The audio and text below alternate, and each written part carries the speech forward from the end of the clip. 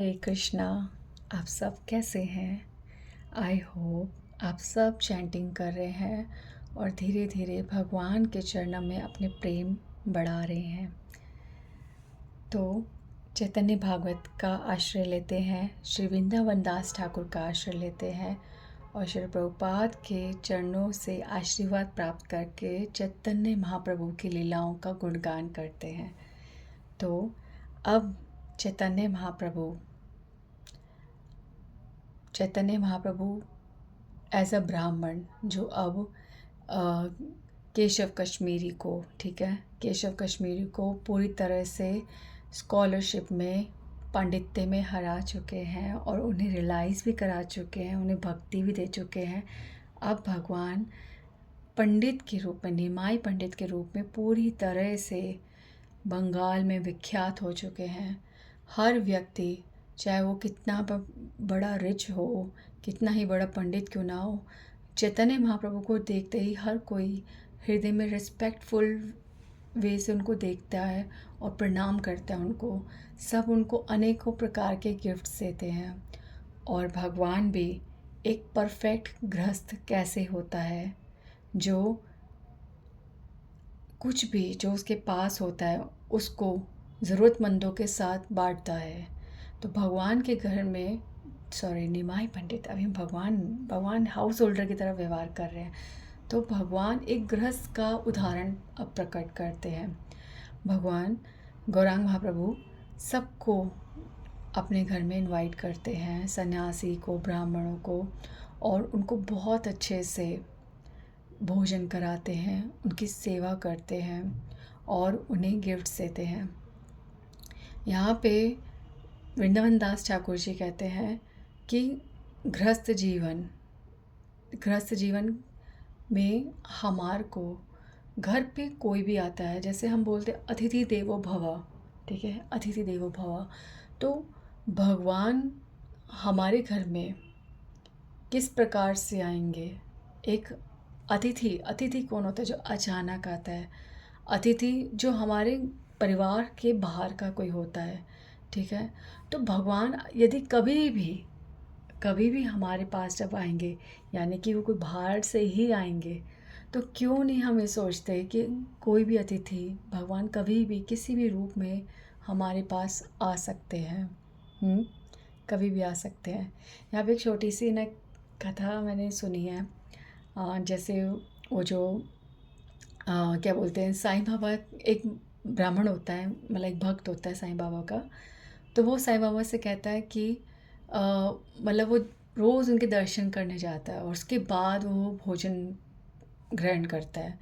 तो साईं बाबा को बताता है कि इस प्रकार से मैं क्या बोलते हैं, भोजन तभी ग्रहण करता हूँ जब मैं आपके दर्शन करता हूँ।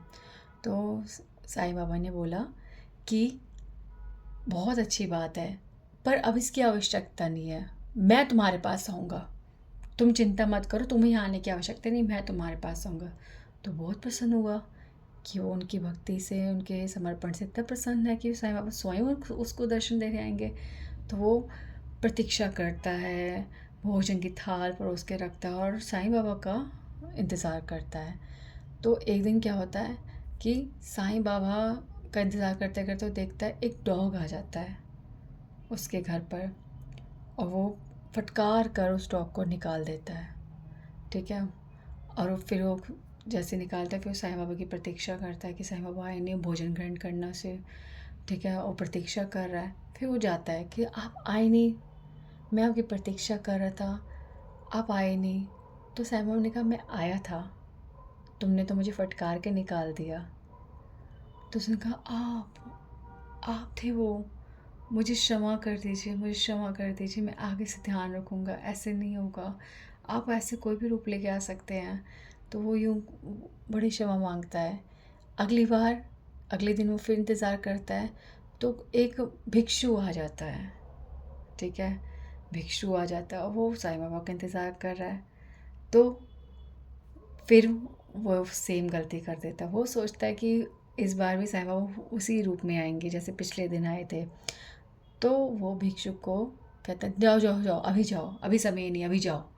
और उस तरह से उसका आदर सत्कार नहीं करता, उससे भेज देता है वापस। फिर वो देखते हैं साईं बाबा आज भी नहीं आए। फिर वो कहता है कि बाबा, मैं अच्छा खासा आपसे आपके दर्शन करने स्वयं आता था, आप मुझे रोज़ प्रतीक्षा कराते हैं, पिछले दिन मैं समझ नहीं पाया पर आज तो आप आए ही नहीं फिर से। तो बाबा ने कहा मैं आज भी आया था, तुमने मुझे फिर से आज फटकार के भेज दिया, वो भिक्षुक मैं ही था। तो वो यहाँ पे शिक्षा देते हैं कि हम हम जो है हम कितना भेद करते हैं। हम कितना भेद करते हैं। भगवान किस रूप में आएंगे वो हम नहीं सोच सकते। तो भगवान जब भी आएंगे अतिथि बन के ही आएंगे। तो श्री प्रभुपाद जी कहते हैं एक गृहस्थ का धर्म है कि उसके घर में यदि कोई पशु भी है, ठीक है, एक छिपकली तक, एक चूहा, कुछ भी अगर उसके घर में, तो उसको यह है चिंता होनी चाहिए कि मैं कैसे उसका भरण पोषण करूं। और प्रत्येक मतलब कोई भी अवसर ऐसा नहीं छोड़ना चाहिए कि अतिथि का सत्कार ना हो, ठीक है। और यहाँ पे प्रभुपाद जी ये भी कहते हैं कि गृहस्थ का ही धर्म है कि वो ब्रह्मचारियों को और सन्यासियों की सेवा करे, उनसे उनकी आवश्यकता पूछे। तो वर्णाश्रम धर्म इसी तरह से बना हुआ है, ठीक है।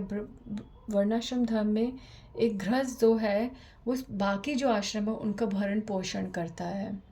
तो गृहस्थ ऐसा गृहस्थ जो भगवान को सेंटर रखकर अपने जीवन के सारे क्रियाकलाप करता है, चाहे वो धन अर्जन हो, चाहे वो जीवन यापन हो, कुछ भी हो, हमेशा उसका सेंटर स्वयं भगवान होते हैं।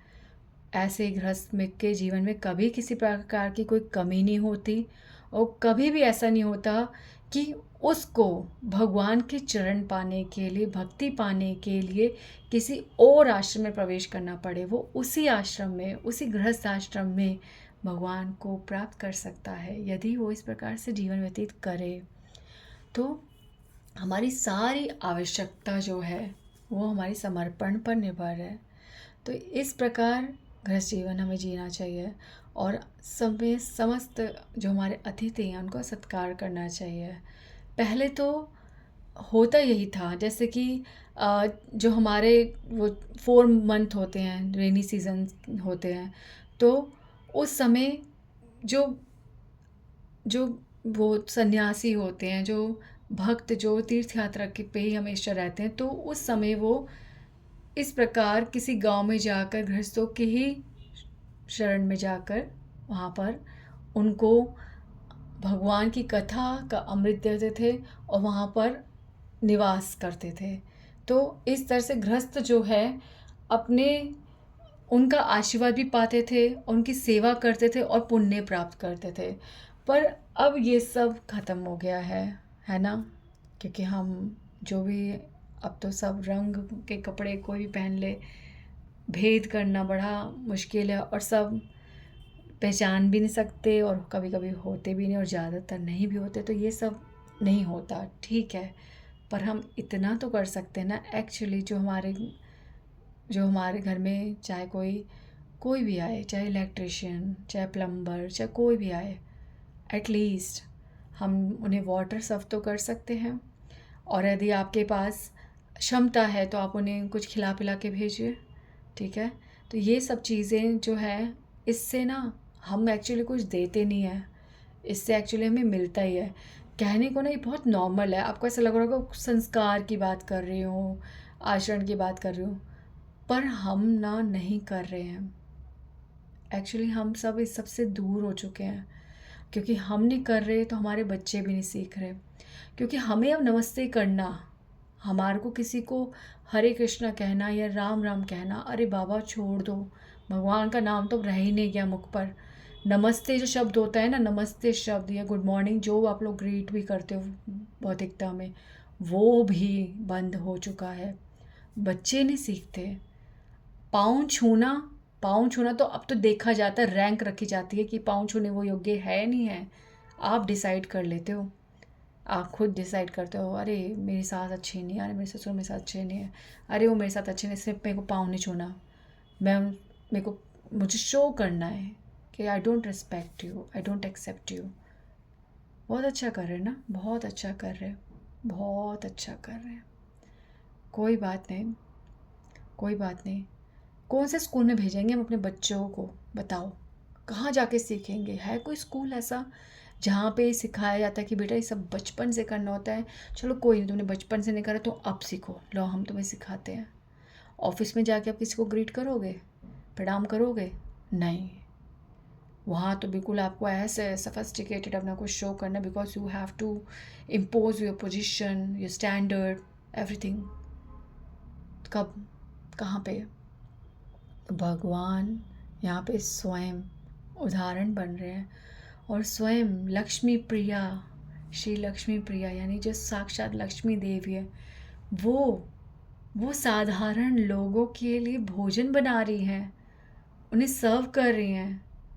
ये ये गौरांग महाप्रभु ना एक एग्जाम्पल दे रहे हैं कि ना केवल वो प्रेम बांट रहे हैं, वो सब दुर्लभ चीज़ें जो जिनके हाथ का भोजन ब्रह्मा जी, शिव जी, देवी देवताओं के लिए दुर्लभ है, आज वो उन हाथों का भोजन सामान्य जनता खा रही है, उसे पा रही है।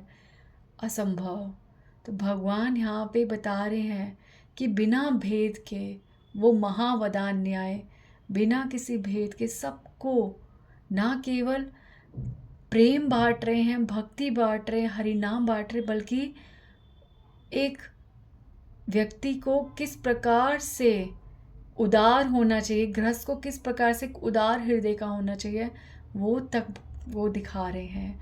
और उनको भोजन खिला रहे अपने हाथों से, उन्हें गिफ्ट्स दे रहे हैं, और फिर वे अंत में हाथ जोड़कर पूछते हैं कि कोई कमी तो नहीं रह गई, मैं आपकी सेवा में और क्या कर सकता हूँ।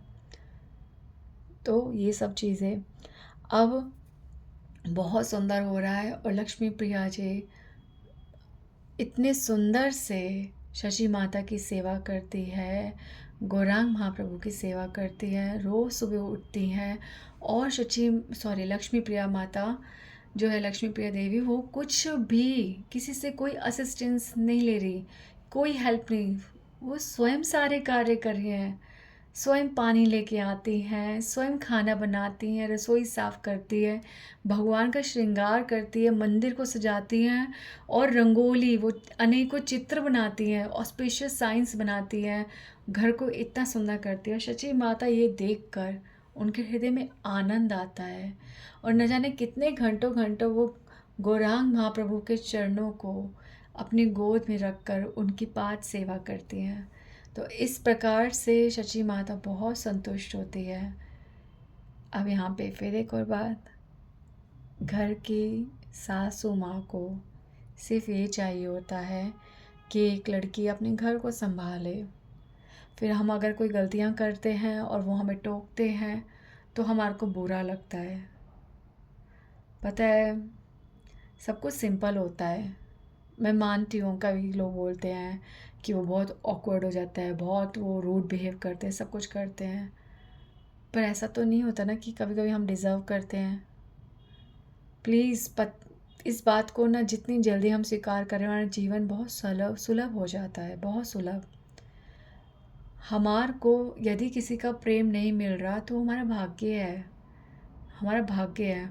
और कोई, आप एक बार के लिए चलो ठीक है भाग्य नहीं स्वीकार करते, पर एक बार के लिए ये तो देखो कि हमारी कोई गलती है, एक्चुअली हम एक्यूरेट नहीं कर रहे, वो हमें सिखाने के लिए कर रहे हैं।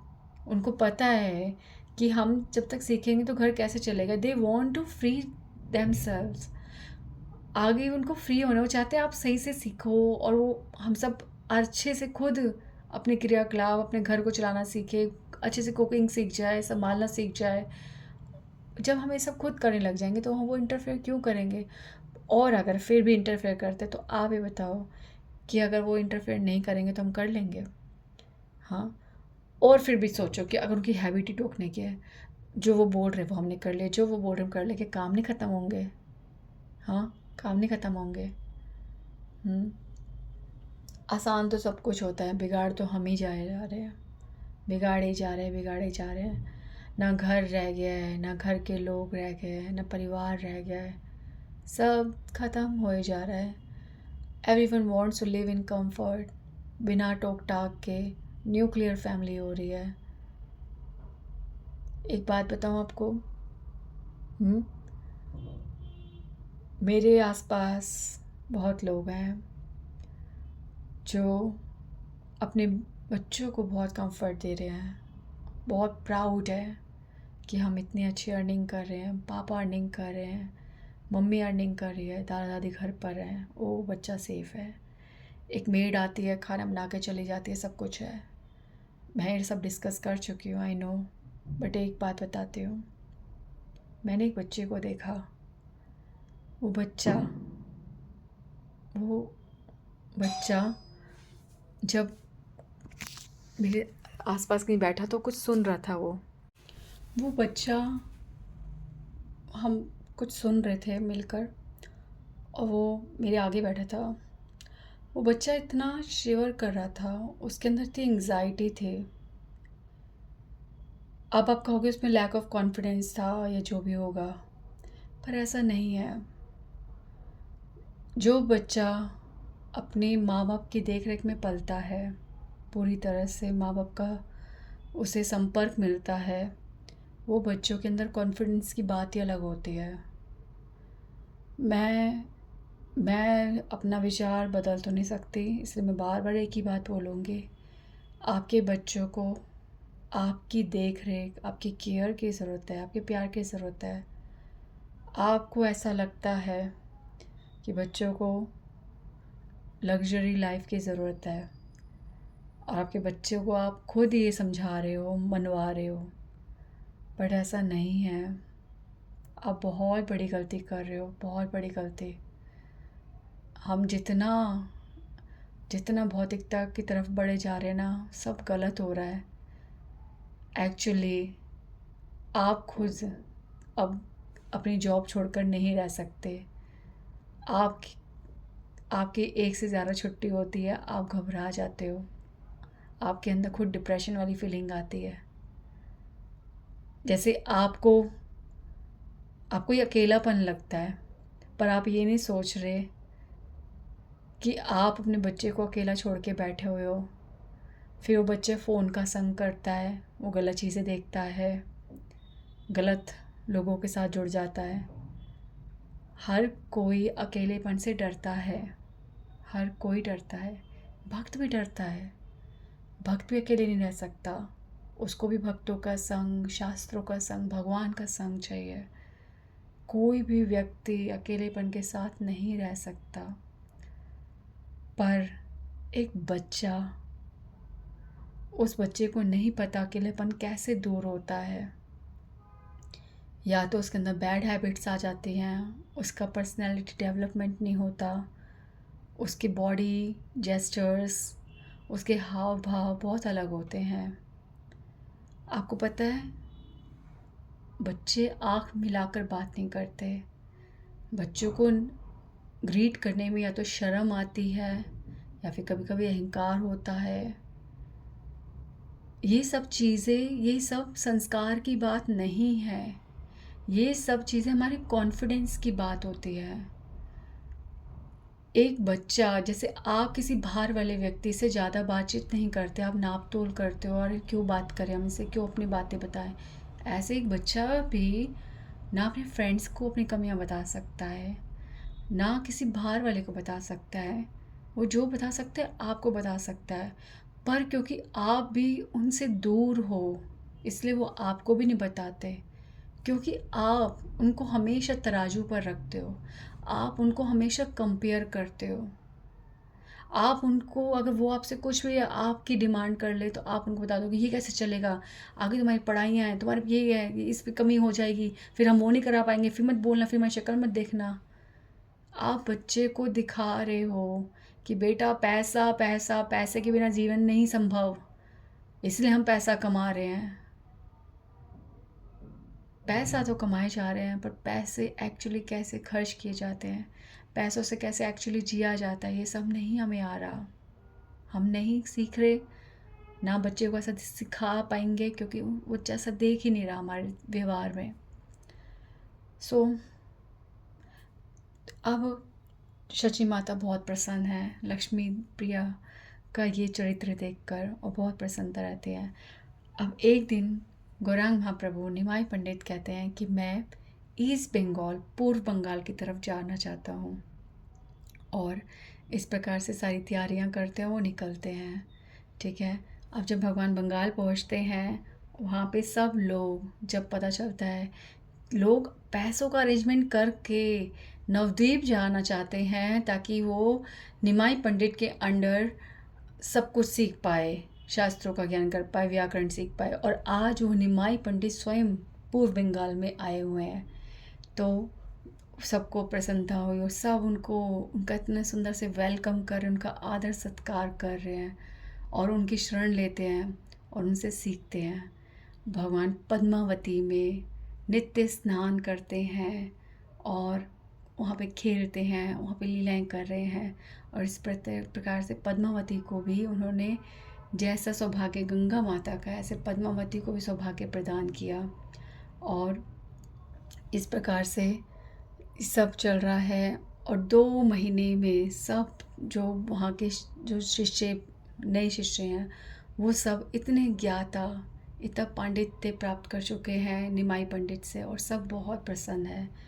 पर यहाँ पर लक्ष्मी प्रिया जी निमाई पंडित से विरह नहीं महसूस, सहन नहीं कर पा रही, और उन्होंने शरीर को त्याग दिया। कैसे शरीर को त्यागा उन्होंने?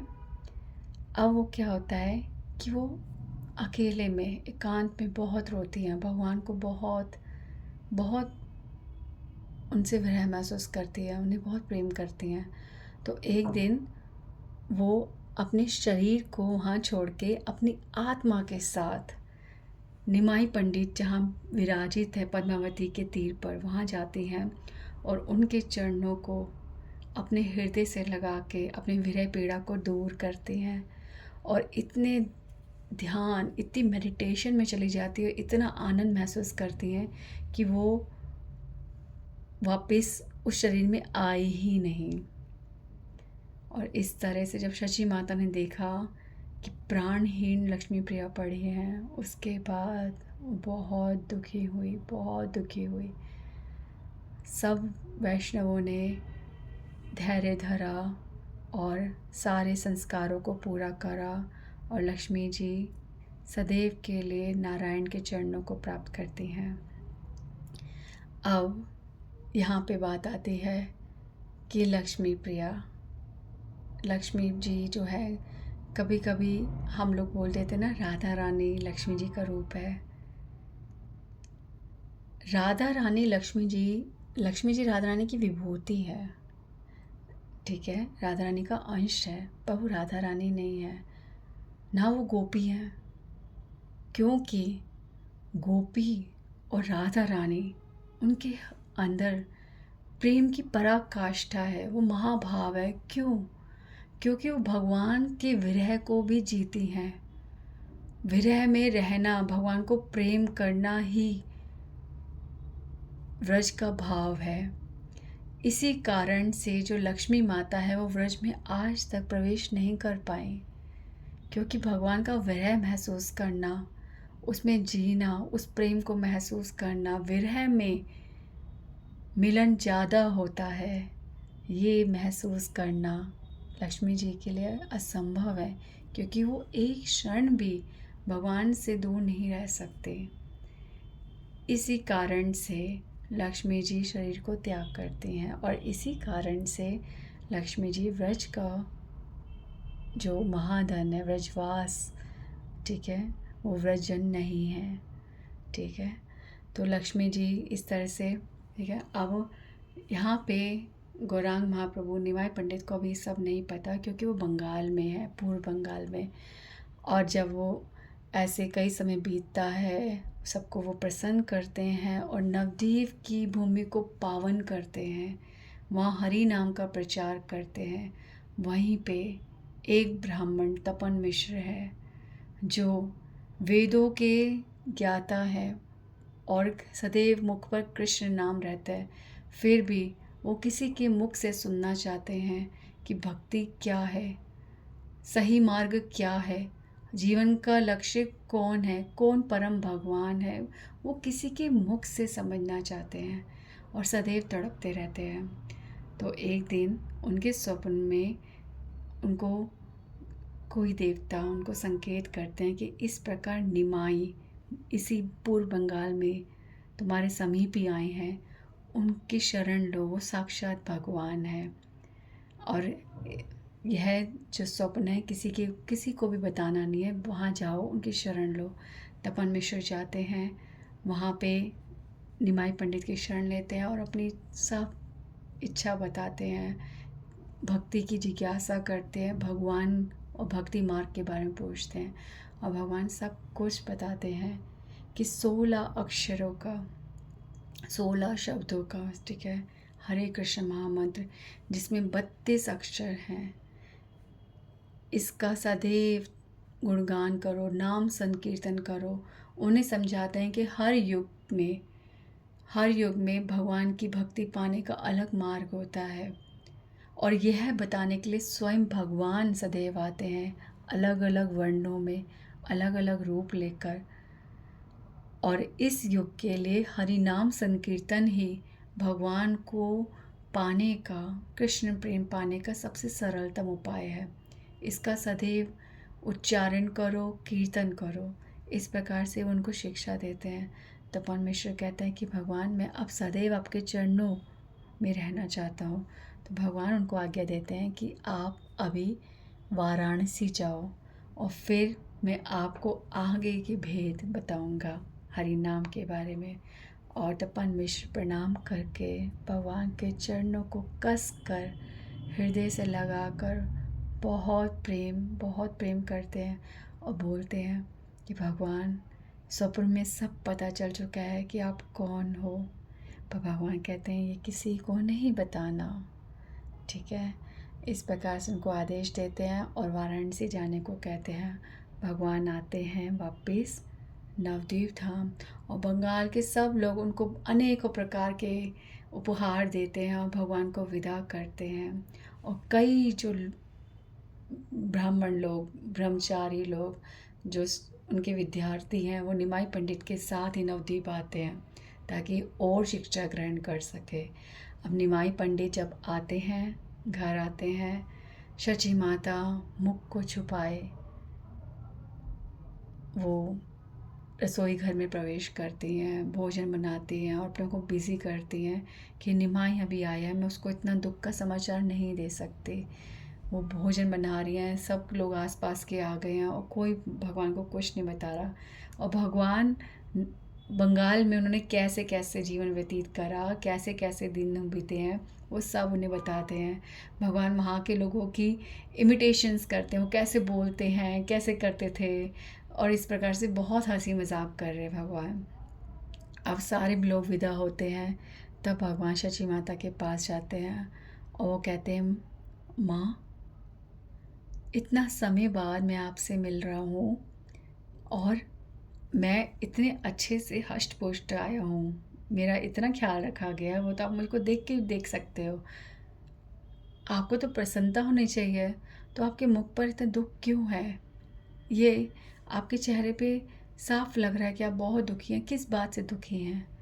तब शची माता बताती हैं लक्ष्मी प्रिया जी के बारे में और भगवान एक साधारण मनुष्य की तरह सर को झुकाए एक गंभीर एक विचार में चले जाते हैं, जिससे पता चल रहा है कि निमाई पंडित को बहुत दुख हुआ है लक्ष्मी प्रिया का विरह के, उनके शरीर छोड़ने के बारे में सुन के। और भगवान बहुत दुखी है अपने आप को, उनको सबको पता चल जाता है भगवान के मुखमंडल की जो प्रभाव को देखकर कि भगवान बहुत दुखी हैं। उसके बाद भगवान शची माता को और आसपास जो लोग थे उनको समझाते हैं कि ये लोगों का मिलना, लोगों का जुदा होना, ये सब भगवान की इच्छा से होता है। सब कुछ निर्धारित है। जीवन कितना है, जीवन हमारा मिलना जुलना, हर चीज़, हमारा सुख दुख, सब कुछ भगवान ने निर्धारित कर रखा है। इसे जीव को यह सत्य को स्वीकार करके अपने जीवन को व्यतीत करना चाहिए, मोह नहीं करना चाहिए। इस प्रकार भगवान पंडित की तरह सबको ज्ञान देते हैं, सबका दुख कम होता है और इस प्रकार से आज की यह लीला समाप्त होती है। तो श्री वृंदावन दास ठाकुर को ये चरणों में प्रणाम करते हैं और उनसे कृपा मांगते हैं कि हम चैतन्य महाप्रभु की लीलाओं को सदैव आनंद से, हृदय से सुने और इस प्रकार से सुने कि जैसे उनकी सारी लीलाएं एक चित्र की भांति, एक प्रवाह की भांति हमारे आँखों के सामने गुजरती हुई दिखे हमें, और हमारे को भगवान के चरणों से दिन प्रतिदिन अनुक्षण प्रेम बढ़ता जाए। तो please keep chanting Hare Krishna Krishna Krishna Hare Hare, Hare Ram Ram Ram Hare Hare.